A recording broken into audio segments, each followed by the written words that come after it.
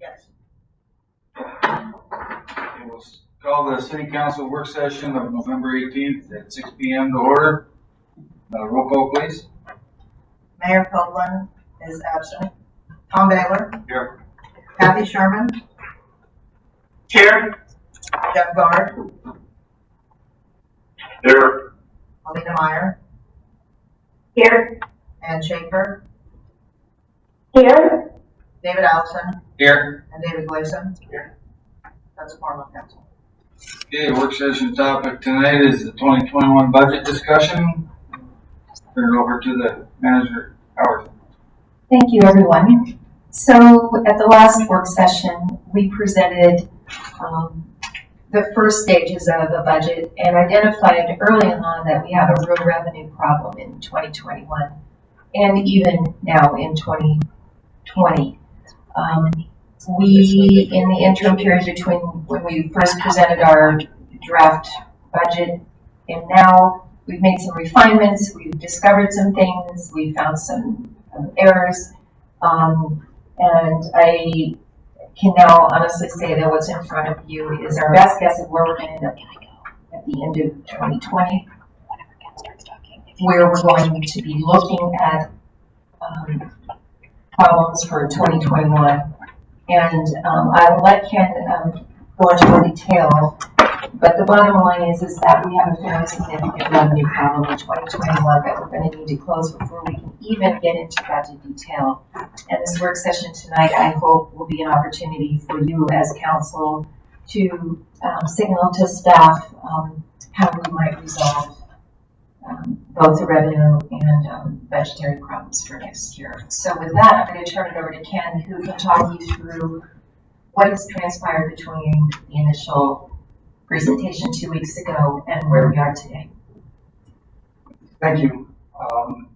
First, I'd like to say that the deficit that we're showing, or actually not the deficit, but the lowered income, the two components that we knew of were the raw fish and the school bond debt.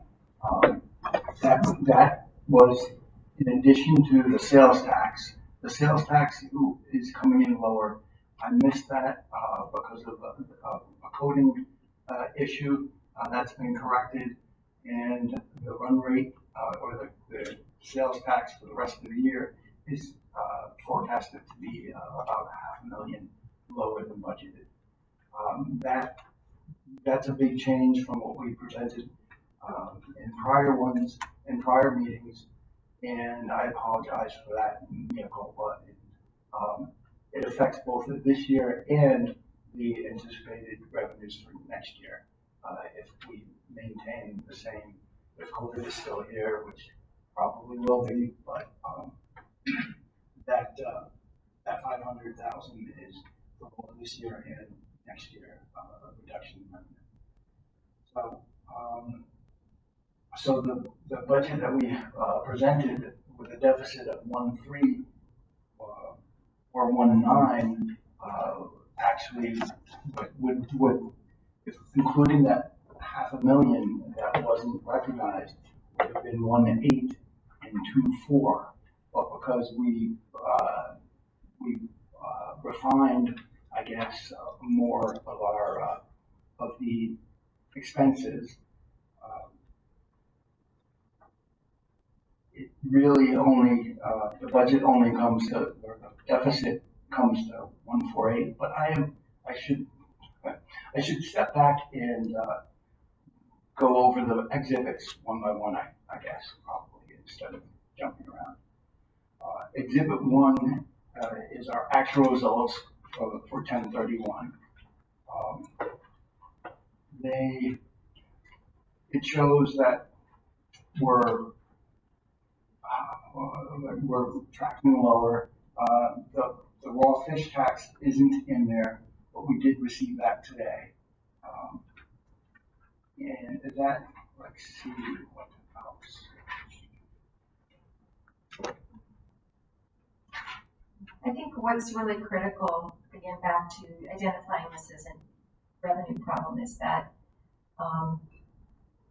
with COVID and the shutdowns of our community and statewide, with oil production and the associated revenue received in oil production this calendar year, there's been some significant impacts coming to city, both from the state and also from our own internally generated taxes, sales taxes. So we're in a situation right now where, as we refine those numbers and really analyze where we were going to be this year, it's going to be a deficit year. And Councilman Wheeler was earlier talking about, Gleason was talking about, I thought at our last meeting we had a $600,000 to $700,000 possible carry forward from CARES Act funding that were allowed to be allocated this year towards first responders.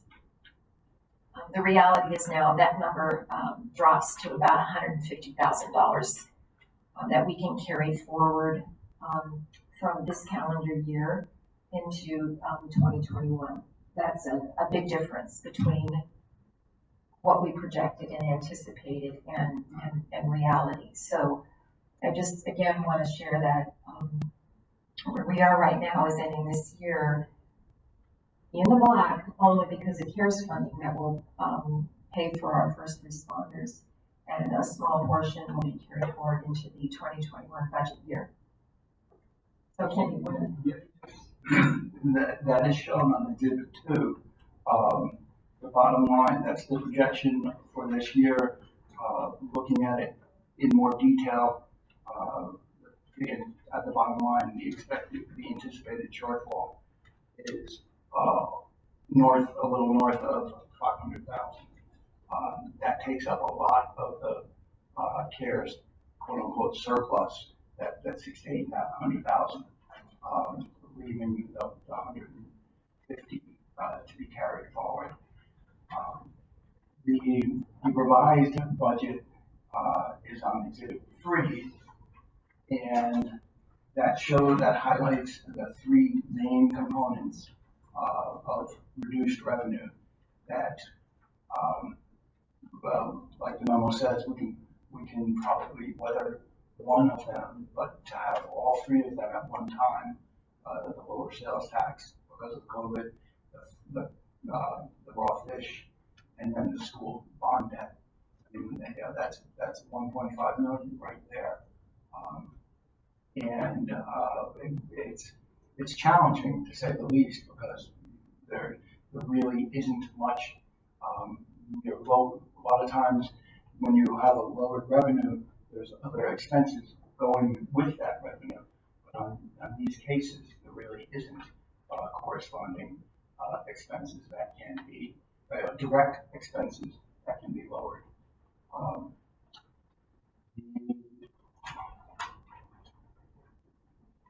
So the recommendations of staff to fill the deficit of almost 1.5 is the CARES funding of 150,000, and the CEC, the electric company, they have a match. The state doesn't care who gives the match, so we've gone to the CEC to pony up the funds for their portion of the match, which just. And this is for the Second Street project. We have a number of partners that are involved in that project, and what we're essentially doing is we went to our partners and said, "You've agreed to provide match for this project. Could you fund your match early, and then we can basically defer our match to 2022." It's not a reduction in expenses, it's just deferring a payment so it doesn't impact our 2021 budget. Yes, and another possibility is miscellaneous general fund reductions, as in hiring, travel, and professional development of 110,000. That is items that haven't been specifically identified, but during the course of the year, we'll weigh to see if it becomes necessary. If needs may change, and it's a significant number, but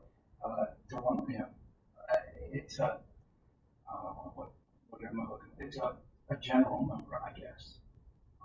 And then, finally, there was some, mention at the prior meetings about, permanent fund. um, uh, School debt and also, any capital items. So, the 900,000, which is, approximately, what we used to get in the school debt before it was cut in half last year. And those leave a gap of 180,000, which, I guess, yeah, we're looking for guidance on that as well.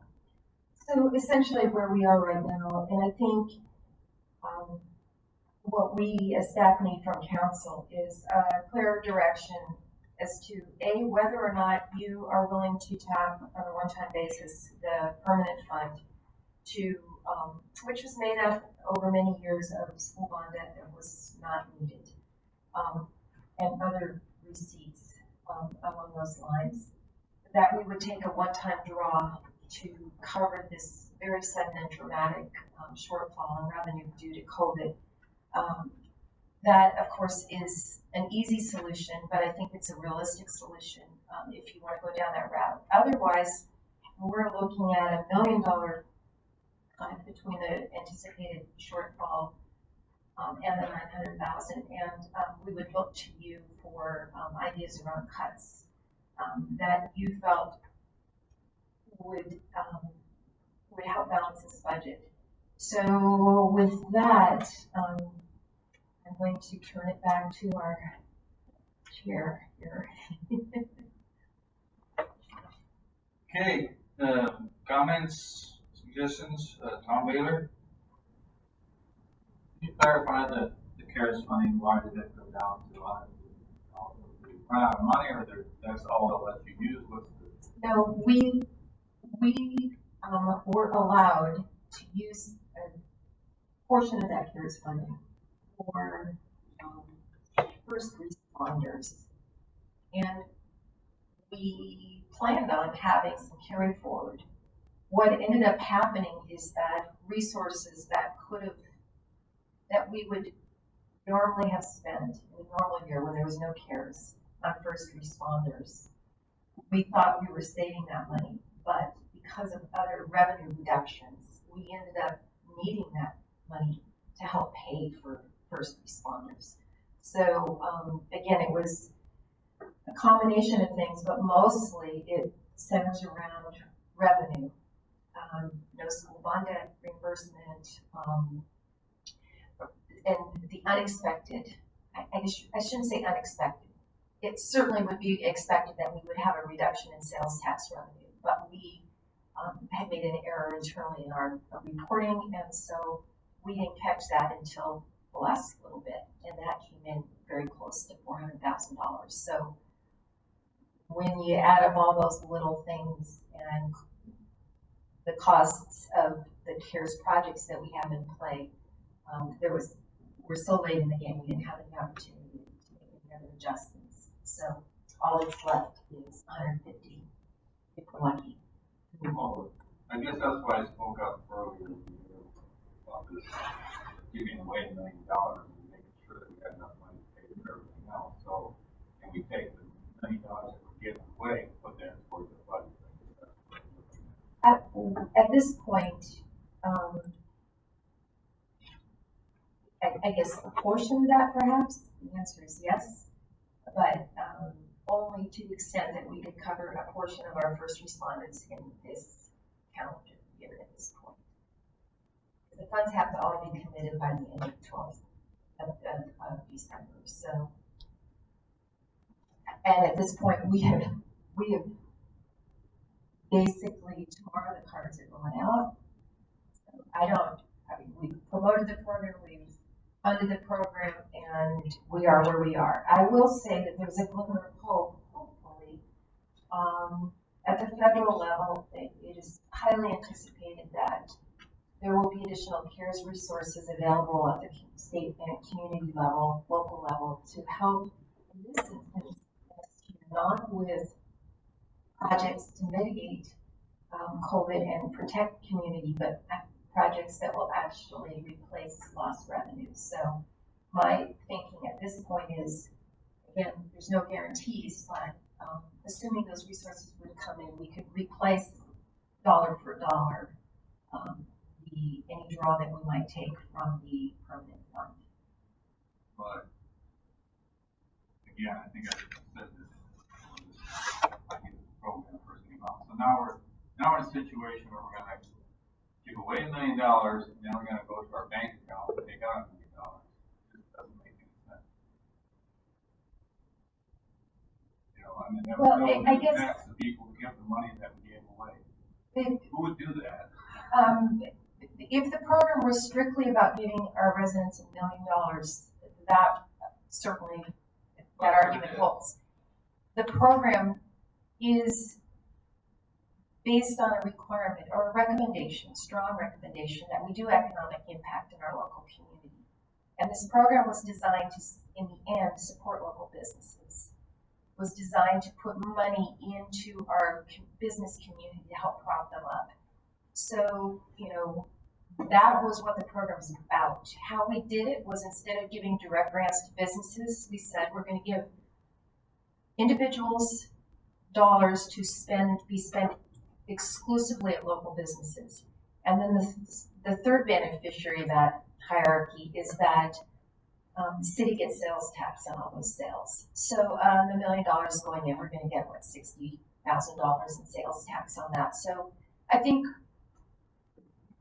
in the most simplistic way, it does appear that all we're doing is throwing money into the community, putting it in people's pockets. But I will contend that we're benefiting our community at the individual level, at the business level, and at the city level in the end.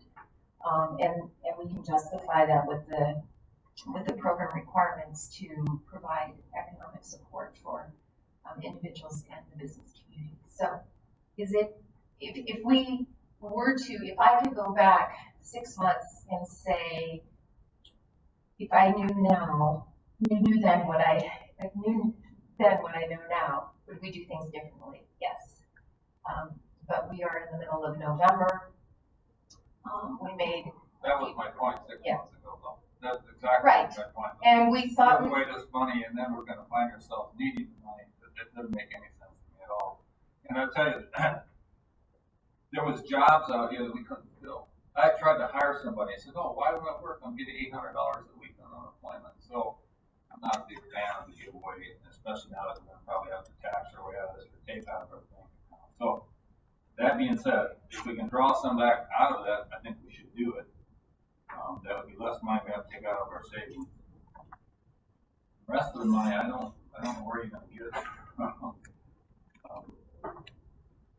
I mean, the Second Street project, I think that's a worthwhile project, and I'd like to see that stay. I think that's a good idea to turn. You know, the art payment, if the parks would do that, that was pretty sharp to do that. And then when it comes to the hiring and travel and all that, I mean, we can't tell you what to do there, so that's something you're gonna have to figure out, but I support that if you can operate. I think Ken and I have worked pretty hard on this over the last week or so, and trying to identify ways that we could reduce expenses. And I think you all know, having worked on previous budgets, we're in a situation where there's been quite a few cuts made, and we're running as lean as we possibly can to do the work that each of our departments do. The only thing that could happen would be cutting entire departments. And those are hard decisions that I can't make. Well, you've got 110,000. You think you can find that? I realize you can't find the 900,000. You think you can find 110? I guess that's what I'm hoping that we could find that 100,000 plus the, 189,000 or whatever the balance is. So, close to 300,000. I mean, we're going to have to figure out revenue solutions and or, cuts, because we can't, I can't fill a, $1.5 million shortfall. I can't. And it isn't prudent. I think the thing that we all have to keep in mind is this is a 1 to 2 year problem. What we need to be doing is looking out at 4 to 5 years. What do we need to have intact? What systems do we want in place? What departments do we need to have? What kinds of things do we need to have intact? And then how do we fill that little momentary, it's not momentary, it feels like it's been endless, but 2 year problem that is really out of the norm. It is not a usual situation. We are not facing any kind of business as usual kind of budget discussion here. But 3 or 4 years from now, we'll be back to normal. And I have every reason to believe, I've been listening in on the Alaska Municipal League meetings, and we had a budget meetings today and CARES meetings, and everyone believes that under the new administration and even before year end that there will be a signal of some kind of CARES relief, and it will involve direct relief to municipal and state governments to help with revenue replacement, which the first tranche did not allow. So this last batch did not allow for revenue replacement. Part of the cash cards cannot be used to pay utility bills at City Hall for the harbor fees. It could be used to pay for our normal expenses that we have to incur to sustain our programs. So we're hopeful. At this point in time, that's all I can say is we're hopeful. Yeah, if I could take the liberty of the chair for just a moment before we continue down the list, just for clarification on the something you had said regarding the CARES funds and the first responders. I believe that CARES money paid for first responders, and that money that was freed up from the general fund by paying that was eaten up by the loss of other revenues. Like That actually is more accurate than what I said, because the reality is that by 12/31 we have to account for and spend every single penny of CARES dollars. So we have already expended it on law enforcement, and what, as you described, that is a perfect description. Yeah, so I guess my point is that even 3 months ago or 4 months ago, if we had decided that we wanted to spend this CARES money on something else, it still would have had to fit that CARES funds model, and we couldn't have just used it for whatever else. Right. It had to go to certain things. So I don't think we had much of a choice other than to beef up our first responders or something along those lines. So anyway, this is what I wanted to clarify. Right, and to further clarify that, then the $150,000 that we potentially have to carry forward isn't CARES funding because we've fully expended it. It's what's left over after CARES funding has paid for the things that we allocated it to this year. So I guess it would be more of a general fund. Okay, next up, Councilmember Sherman. Thanks, Dave. I had a couple of quick questions. Is the lobbyist still included in non-governmental? No, And so that was cut from the budget? correct. Okay, that was the one and only question. And also clarification because it mentioned CEC at one point and CEC at another. It's C. It was C. And both are partners in the second state project, correct? Right, and it's CEC that has indicated that they're willing to front their money in 2021. Okay, great, very good. And I've just been looking for trying to figure out other areas to cut or for. Is there any quick answer confirm that you could give us on, if you've done, or transfer to other entities, I guess, that's the number. For this year or last year? It's for the budget. Oh, actually, I had that. But I forgot to write it down. Look in my mind right now, so I apologize. Can you- It's school, it's CCMC, and it also is, monies that we, Chamber, pardon? Yeah, the chamber chamber, and the university, that'd be the, Prince Rose Sound, yeah, and the ski hill, yeah. Are you talking interfund? Transfers to other entities. Oh, okay. oh, okay. Yes, that's what it is. Sorry, I thought you were on the interfund side. So we, For those funds that transfer to other entities submitted in own email, that we give each one? no. And Would it be possible to see a breakdown of those? yes, absolutely, we can get those sent out to you. Okay, thanks. We- And then the only other question I had, Helen, me, and here is, non-departmental, would it be possible to see a breakdown of that? Yes, and most of that is, our insurance.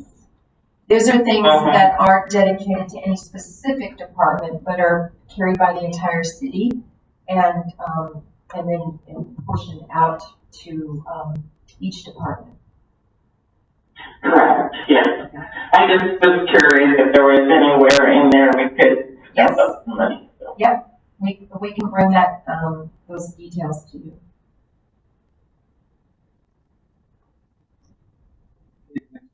Councilmember Guard. Oh, you done, Kathy? I'm sorry, I said that last year.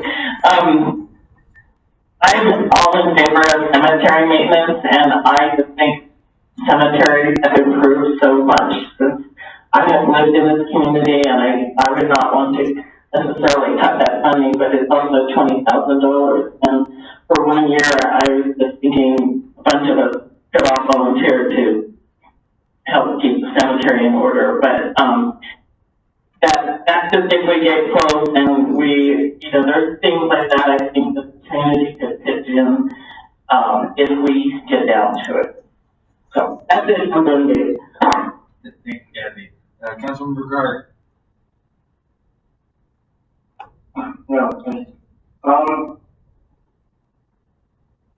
Yeah, I agree with what, the chair had to say about, the funding issues. If it hadn't been the Cordova Bucks, it would have been something else. At least with Cordova Bucks, there's not ongoing maintenance to worry about. Maintenance dollars with it. We're building some new facility like bedrooms or something. And there's the upside of picking up a little bit of sales tax on it. So it's not a lose-lose. It's just a hard one to swallow. I question on a line on this.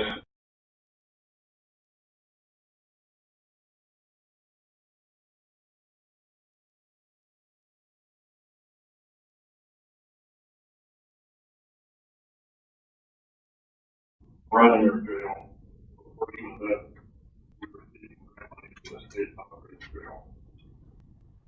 Hey, do you know the answer to that? It's a good portion, it's not 100% though. I think you get like 80 or something. It's about I don't have the exact number because I don't have that budget actually, but it's about $167,000. 167,000, it's approximately. Okay, and I don't know what qualifies for jail or not, but if we went to all ankle monitor operations for here, What kind of dollars could we save on that, and would that have a chance of fulfilling the jail needs? I think there's people who could do ankle monitoring, and there's probably people that could be in a jail cell, so. Oh, I understand. I don't know that Nate can answer that right off the top, but philosophically, he probably has something to say about that. What is that? He's coming tonight.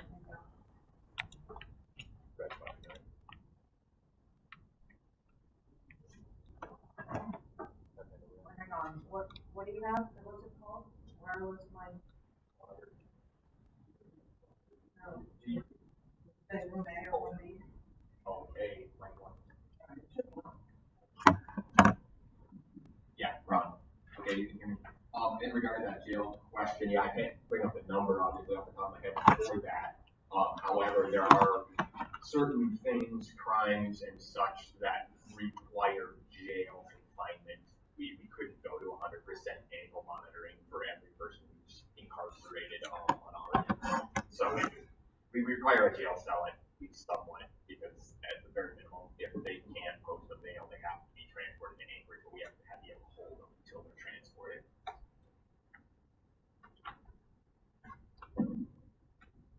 Okay. So, are there any positives we can look at there? I mean, I understand that we have serious violent crimes or something like that, and somebody required to not be let loose on the bottomless list.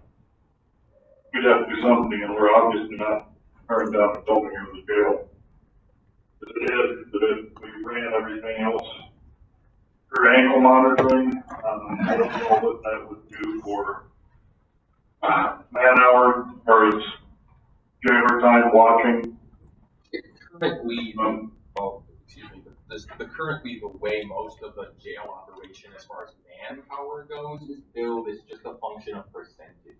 Say, percentage of our man hours are allocated to the jail. So the manpower funding, can correct me if I'm wrong, but is simply a function of the percentage of our overall hours are billed to the jail. So that's really a function of how much all of our staff are paid on an hourly rate, and then we allocate a percentage of that into our jail. Okay, yeah, that was, yeah. So on that end, as far as the equipment, supplies, and those sort of expenses, most of that is pretty minor. That the jail consumes primarily in food and feed people that are in there, and then cleaning supplies to clean the place. Okay. Oh, we can toss that one up one go yet. Okay, I guess I haven't got any more questions right now. In the short term, I'm sure we can find nickels and dimes in here too, but So it's a bigger change than that. and if I could just talk a little bit about our thinking and process ahead, is with general, direction from council, we can go back with and get more detail and bring it to you for the next work session. And that work session will be our best guesstimate, if you will, our best recommendation for 2021 budget based on your feedback tonight. There's a lot of things that you don't have the detail on that I know you would like to dig into.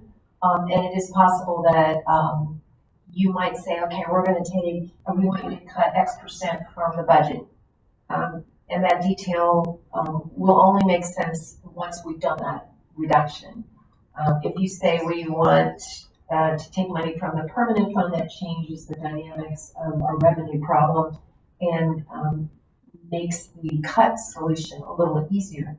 But it's really a matter of whatever it is you want to do. But again, we will have detail at every level from the enterprise fund to the general fund at the next budget work session that incorporates your conversation today.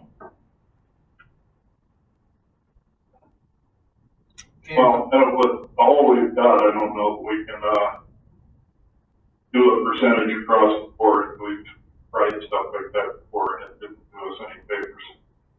So, I mean, it looks like to me if we want to do meaningful cuts, we just have to decide what we want to do about as far as the service or department.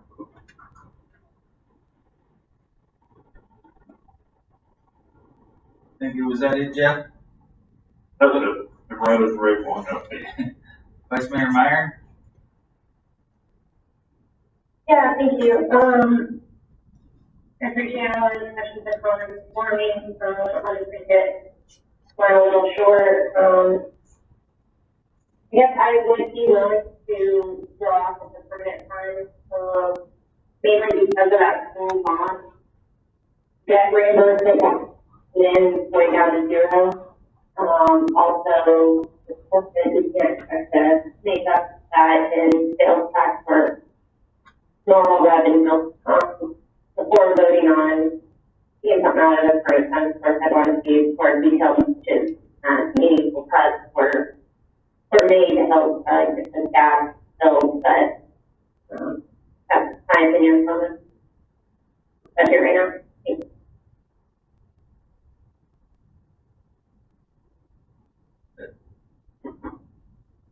I didn't catch the end. Yeah. Oh, okay.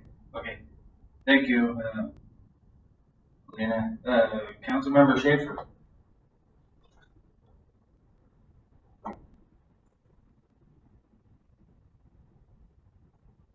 Lose you, Councilmember Schaefer.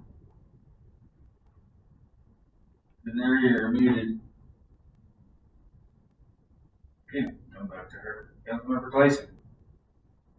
Well, one thing I see is for CCMC, we could probably lower them to zero. I mean, they sound like they have plenty of money, and they can always ask us for money when they run out. That's $300,000.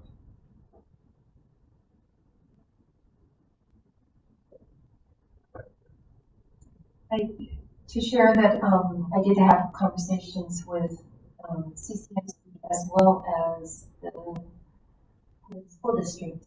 CCMC does, like us, doesn't quite know what's going to happen next calendar year, and so they requested that we keep some money in the budget. The school district did request an increase over last year. And feel that that's what they need to advocate for. But this budget holds them at last year's numbers. So just wanted to clarify that. Thank you. Did Councilmember Schaefer join us back? Hi, yeah. Can you hear me now? Yeah, we got you. Sorry, I was using the headset and I guess the mute wasn't working. Yeah, thank you all for the info and I appreciate all the comments so far. I think a lot of my questions have been answered already. I was going to ask about, if we were doing a flat contribution to the school district, just at least to start off, and reducing the contribution to CCMC. But sounds like those have already been covered. So I could be comfortable dipping into the PSP. I mean, I think the gap as it stands is way too big to cut our way out of, especially if there is hope of federal relief after the new year. I don't know, however, Congress hasn't acted in like 7 months, so it's hard to know how much they'll be able to get done in that regard. So, yeah, I guess I don't have any questions. Yeah, I could see dipping into the PSP, reducing contributions to CCMC, the school district. That's all I've got. Okay, thank you. Okay, my turn. Couple questions. The last meeting we had some other capital items that were included in that version of the budget, along with the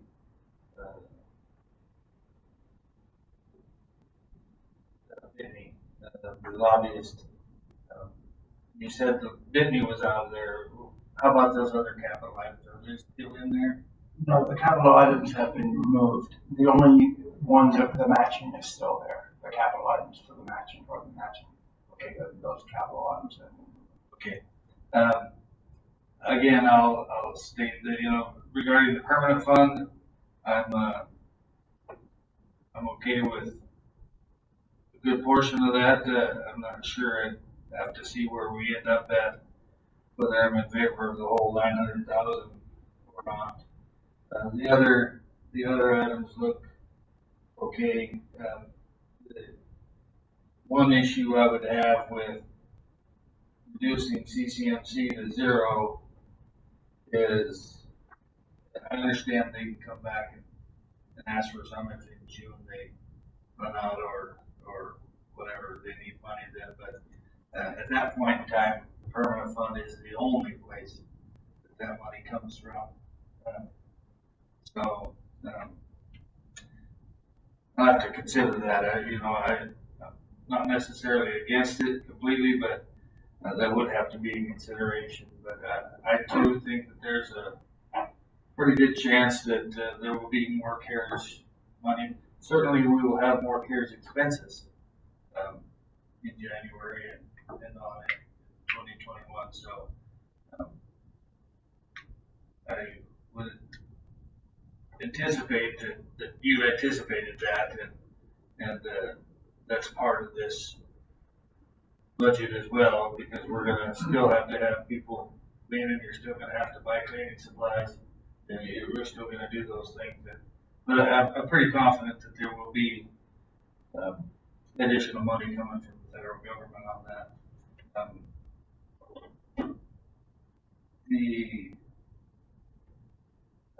I'm okay with the no lobbyist for this year.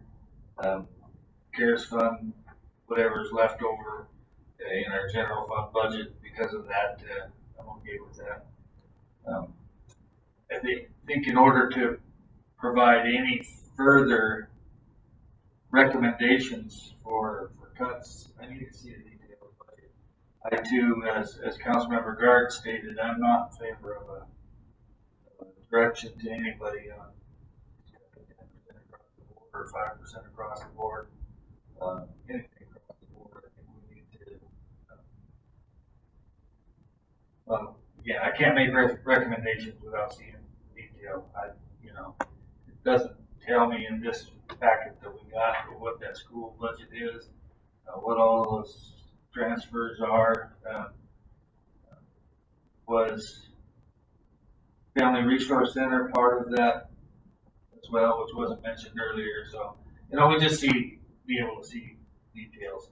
And if we're going to get into needing more direction, I would certainly like to see the detail, and I would like more than a part of an hour to do it. I think it warrants a fair amount of time to go over it, at least a couple hours, maybe a few hours. That's all we're working on. Something is budget, but it's my thoughts. So anyway, I don't know if that gets you any closer to your direction. We still got about 15 minutes here, so we'll go around one more time. Councilmember Baylor? No, I think you hit on it pretty good. But just, I look at the Darky $282,000. What's the impact of having Darky shut down already this year for quite a spell? And I realize anybody that uses hardship, but how big of a hardship would that be to shut that down for a year? Those kind of questions too. But I'd rather see that than cutting staff and not doing maintenance and that type of thing. So I'm not advocating for that. I'm just asking the question. What does that mean? I know it was shut down for quite a bit. There are other places that those things would make up. Again, more detail. Councilmember Sherman?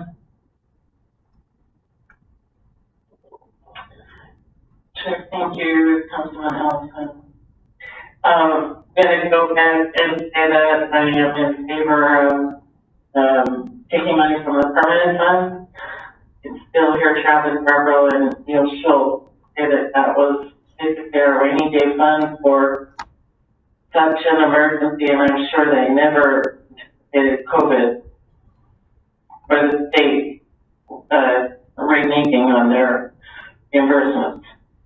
I'm in favor of carrying forward the $150,000. I think it's really incredible of our partners, CTC and CEC, to assist us, let us defer our match. I think that's great. And with more detail, I think we could come up with general fund reductions pretty easy. I know it's painful, and I know we're down to bare bones in all the departments, but we gotta do what we gotta do. All for me. Thank you, Kathy. Councilmember Gard. Yeah, thank you. I'm also in favor of using some portion of money from the permanent fund. And just for the record, everybody keeps talking about those dollars we got from forest sales, forest service receipts, as strictly being school, and that's not the case. I think those were supplement for schools, roads, and other infrastructure. For that, just to get that out there. I am in favor of using money from the permanent fund. This is our rainy day fund. We've been using it pretty regular since I've been on the council for one thing or another. The one thing we need to keep our eye on as we do this, we talk about this being a short window of time we have to get through. Well, everything since I've been on the council has been a short window of time. So we've been dipping into the permanent fund to get through. I'm guessing that this year and the next couple of years, we're going to be some fairly serious dips we're going to take from it. And I would be real reluctant to see the major portion of it go. It just, because it ties our hands and doesn't leave us any flexibility in anything in the future. And things we might need to do or take care of them. So I'd like to use it as judiciously as we can, but don't know that we've got many other ways to get out of it. Whatever we've got left for carryover from this year, get 150 if we're lucky, or less if we're not lucky. I'm in favor of carrying forward. If we can find some meaningful places to cut some dollars to do some good without completely destroying an apartment or something, I'm in favor of that. But in the past, when we tried to dig in and go down and start taking a little bit here, a little bit there, and that, we found that there's a bunch of that we really couldn't live without, and we ended up having to put it back in later and find the money from elsewhere, which a lot of the times was our overages on raw fish tax that we were supposed to be paying to help us on times like this when the raw fish tax came in under. We haven't quite managed to do. But anyway, those are my thoughts. Even though I don't sound like it, I'm generally in favor of where it sounds like we're all headed on this. Thank you very much. Thank you. Vice Mayor Meyer. Thank you. Nothing to add at this time. Thank you, though. Thank you. Councilmember Schaefer.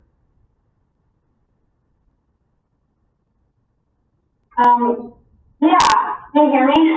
Yep, we got you. Okay, thank you, Councilman Ellison. Yes, I'm in favor of carrying over whatever we can from the CARES funding that we still have.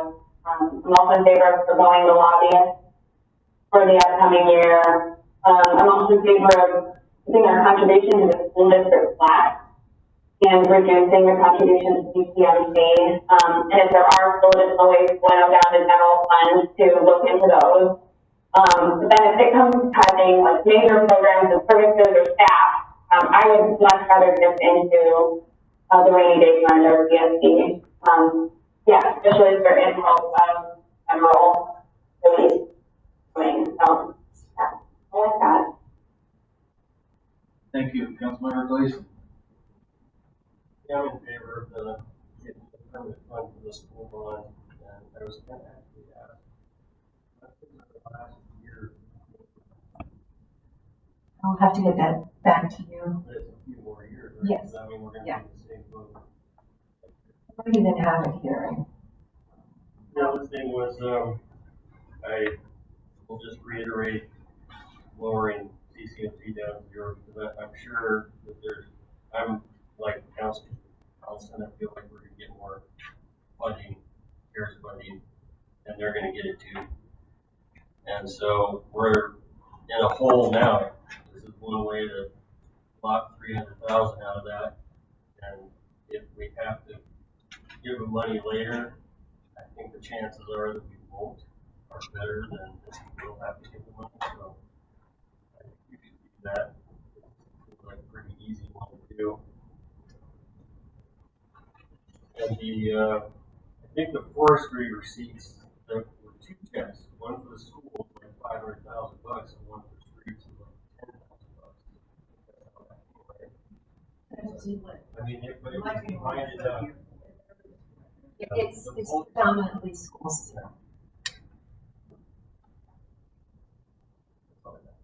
Okay, thank you. I can answer the question on the school bond. It looks like 2028.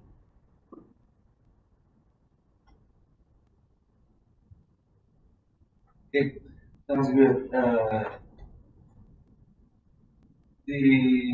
Just a couple more questions. What you're saying somewhere in here was, in one position, I think it was in the details back here, but, reducing one position, is that one position from what they wanted, or is that? From what they Because wanted. we've been short all this year. Yeah, so poor Nate and his group, they were at 3, and then when Chief Hicks left, they were at 2. They hired one who was in the academy, and he's now out and on the streets, and then they just hired a 4th, so they are 3 officers and 2. I will say that as soon as this budget problem, this current year budget problem became clear, I put in a hiring freeze and spending freeze. So right now, I know that the police department had another candidate that they were looking at. I know we have some vacancies in city departments, but right at the moment, we're just trying to get through the year with as little pain as possible and make sure that we don't spend unnecessarily. So when I said a spending freeze, I will tell you that the departments have taken it very seriously, and I had someone ask me for permission to spend $20. So people are really aware of the problem, and I just have to commend the staff that we have here in the city in their efforts to try to make this all work. Everyone knows how hard it is. Yeah, I just want to be sure we're covered, and I know we've been short for a couple of years in that department.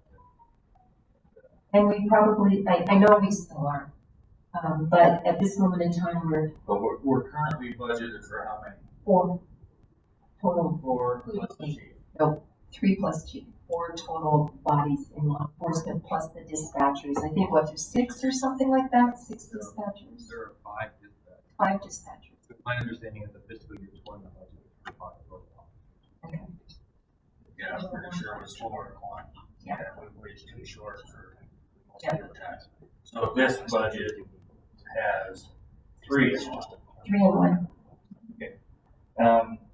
Then my only other comment, I guess, is that, I think we're all pretty much agreeing to most of these things down here at the bottom. But the miscellaneous general fund reductions, hiring, travel, and professional development, that doesn't tell me a whole lot, but what does concern me maybe is the professional development. I want to be sure, and I've stated it before, I want to be sure we're not abiding by contract.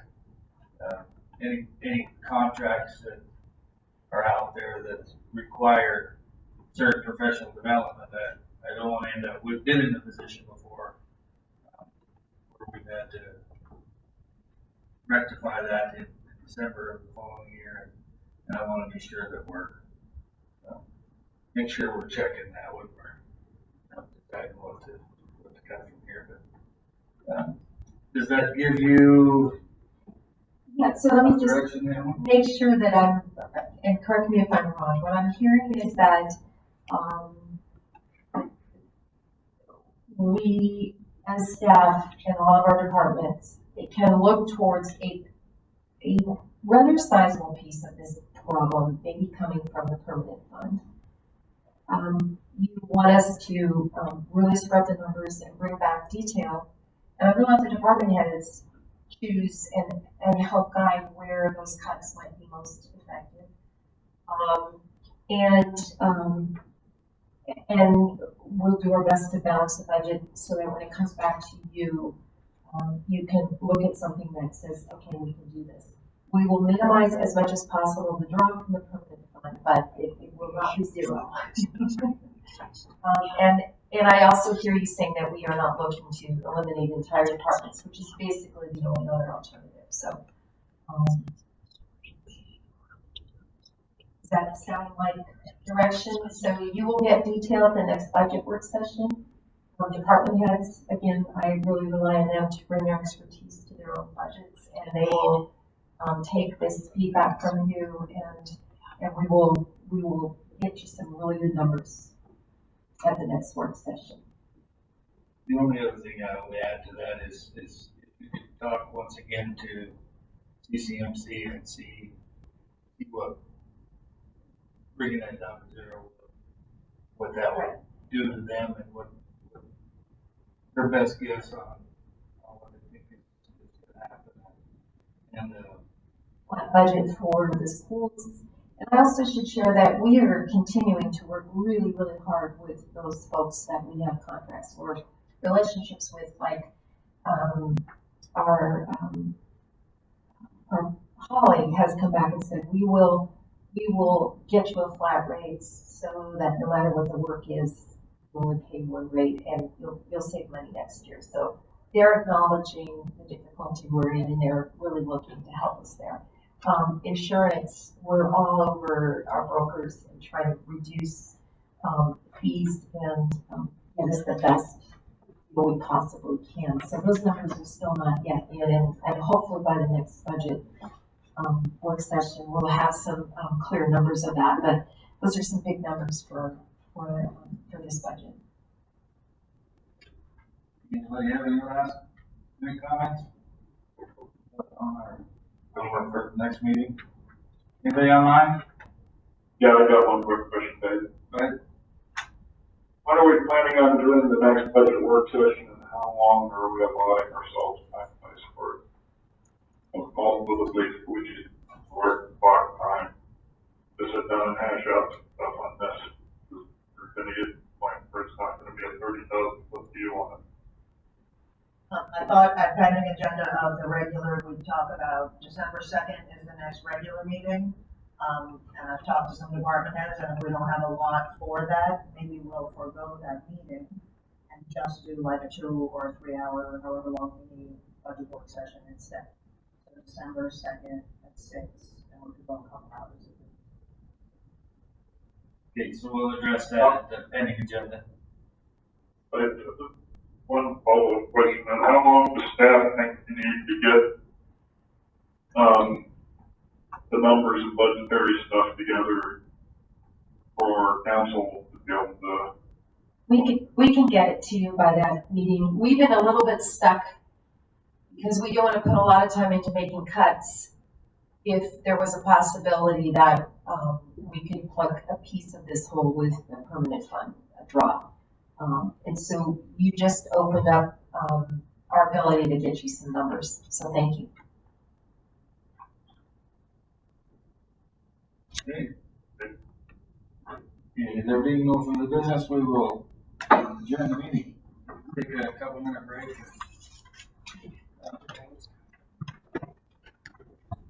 Be a 3-minute break. Come back.